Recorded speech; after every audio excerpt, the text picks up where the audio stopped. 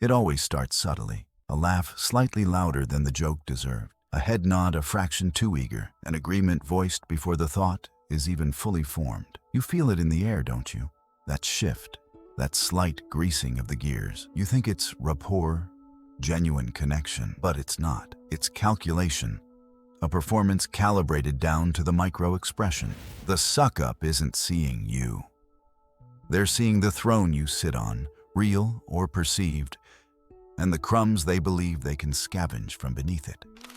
And Niccolo Machiavelli, he saw it all coming, not with the naive optimism of a diplomat, but with the cold, dissecting gaze of a man who watched republics rise and tyrants fall, who understood power not as virtue, but as the raw, unvarnished engine of human interaction. Machiavelli spent his life exiled, observing the brutal dance of courts and councils, mapping the strategies of princes and the maneuvers of those who clung to their shadows. He didn't write manuals for saints. He wrote the operating code for survival in a world where ambition wears 1,000 masks, the most common being the mask of servility. And he uncovered something terrifying about the suck-up. Their flattery isn't admiration, it's investment. Their agreement isn't loyalty, it's leverage. The scariest part?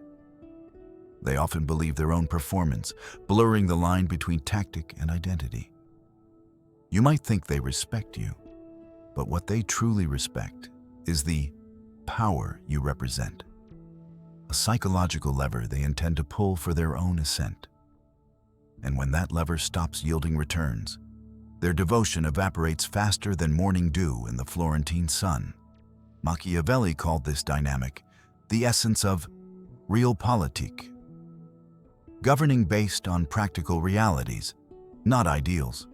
When power is the only currency, principles become negotiable, and sincerity becomes a liability. The suck-up masters this terrain. They aren't driven by genuine affection or shared purpose. They are driven by a cold assessment of your utility to their agenda. Machiavelli didn't sugarcoat this. He described it as the inevitable consequence of human nature when ambition collides with opportunity. He wrote in The Prince that men are ungrateful, fickle, false, cowardly, covetous, and that the ruler who relies on inherent goodness or gratitude is doomed. The suck-up embodies this fickleness perfectly. Their allegiance lasts only as long as your favor is the most profitable path forward. And you, leaders, managers, colleagues, you fall for it because nobody taught you to decode it. You confuse deference with devotion. You mistake strategic agreement with genuine alignment. You believe their smiles when they say you're brilliant, when in reality you're just the current vehicle for their ambition, a stepping stone on a path they mapped long before they met you. And when the mask slips, when the flattery curdles into resentment or betrayal, you're left bewildered, questioning your judgment, wondering where you went wrong. But you didn't misread the signals. You simply stopped being a profitable investment in someone else's relentless climb. Machiavelli warned that the only defense against this psychological warfare is what he called virtù. Not moral virtue, but strength, cunning, foresight, and the ruthless capacity to see reality without illusion. And here's the uncomfortable truth. Most people in positions of influence lack this virtù. You've been conditioned to crave validation, to bask in admiration, to mistake sycophancy for security. And as long as you do, you'll remain vulnerable to the same manipulative dance, exploited by each new generation of strategic flatterers until your influence wanes or your position crumbles. Cultivating virtù isn't pleasant, it's demanding. It requires you to shed the comforting lie that everyone likes you for you. It demands you silence the ego's hunger for constant praise and develop a predator's eye for motive. Because here's what Machiavelli knew that most leaders will never grasp. True power isn't measured by the number of yes men surrounding you. It's measured by your ability to spot the knife hidden within the flattering words. You don't secure your position through universal adoration. You secure it through clear-eyed judgment, decisive action, and the willingness to be feared for your discernment if necessary. Machiavelli famously observed, "It's safer to be feared than loved, if you cannot be both."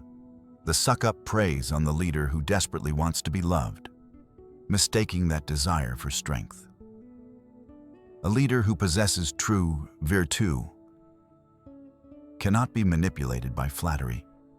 They see the strings attached to every compliment, the ledger behind every smile.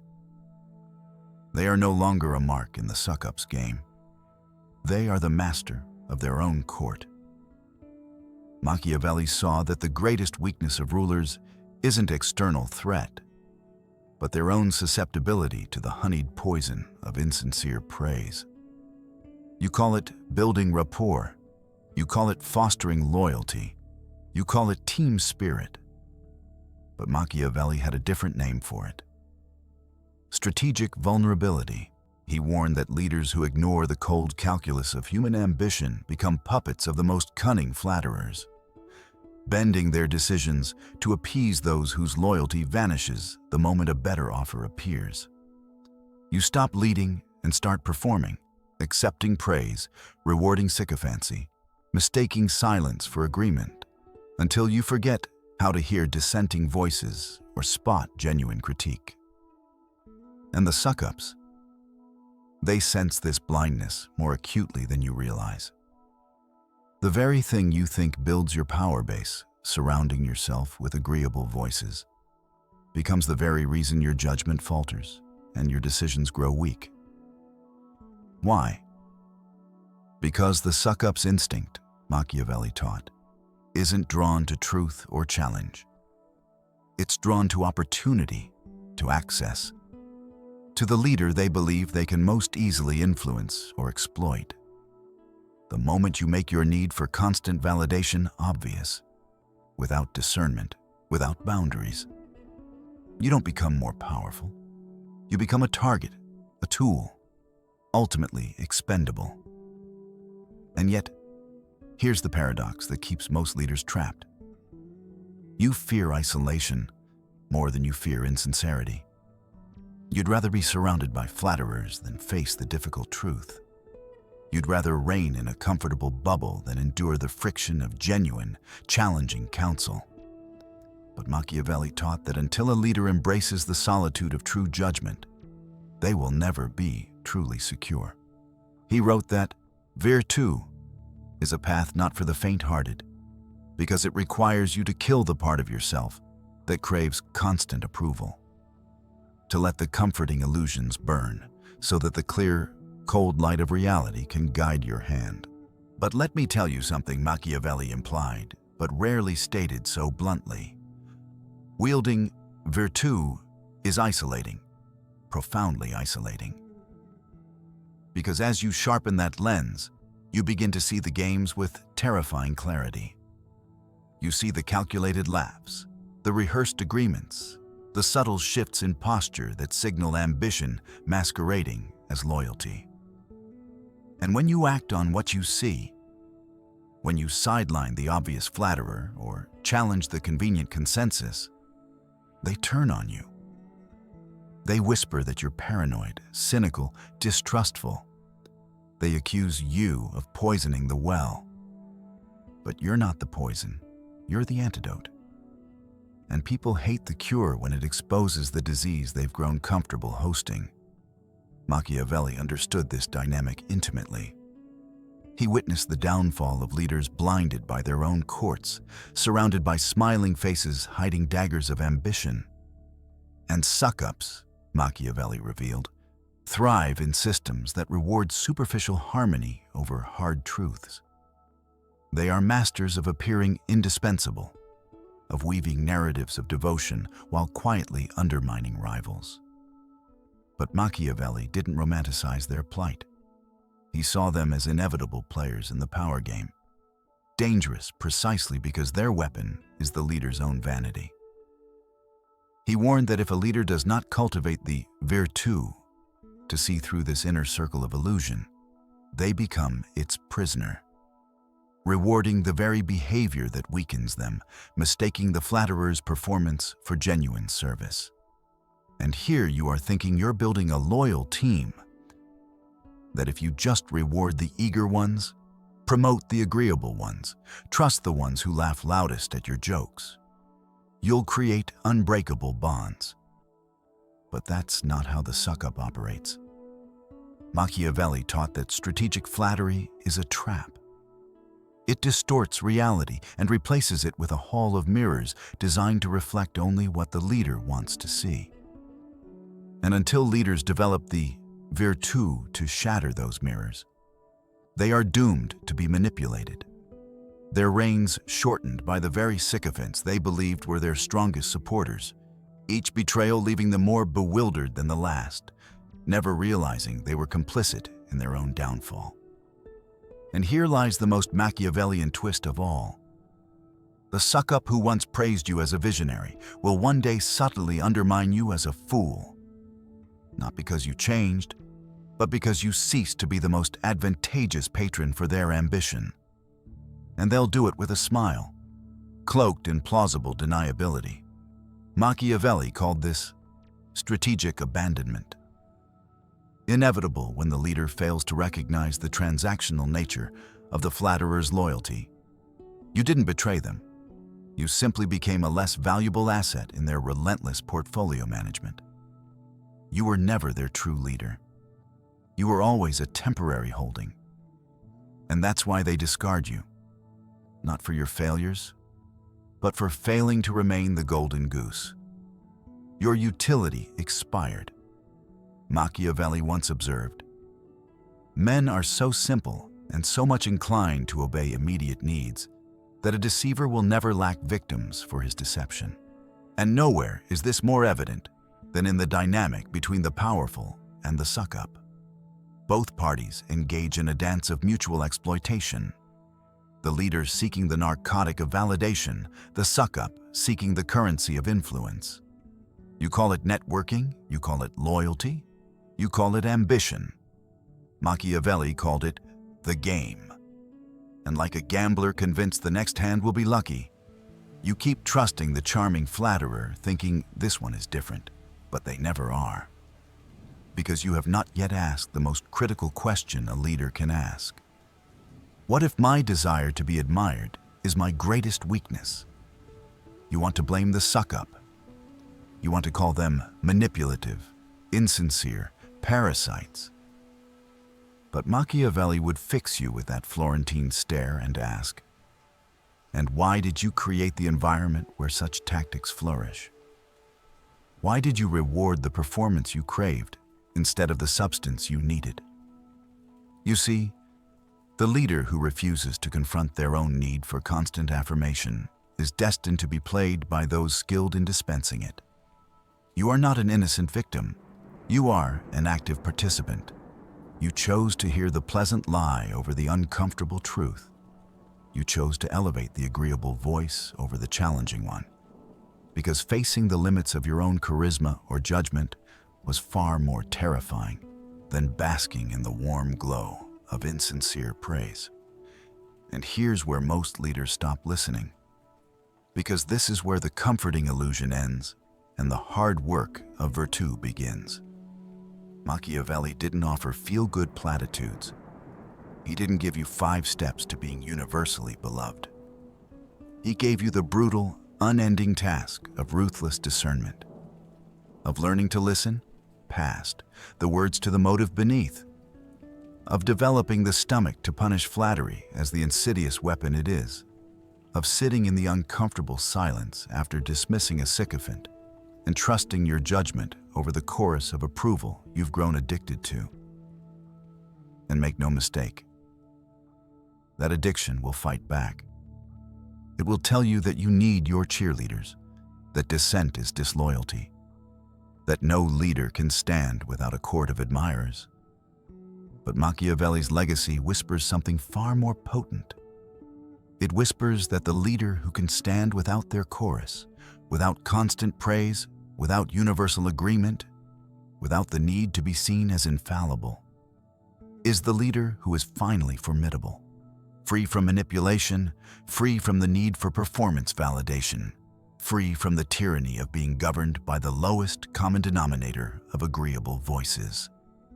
And when you reach that place, you don't become a tyrant or a hermit. You become a strategist.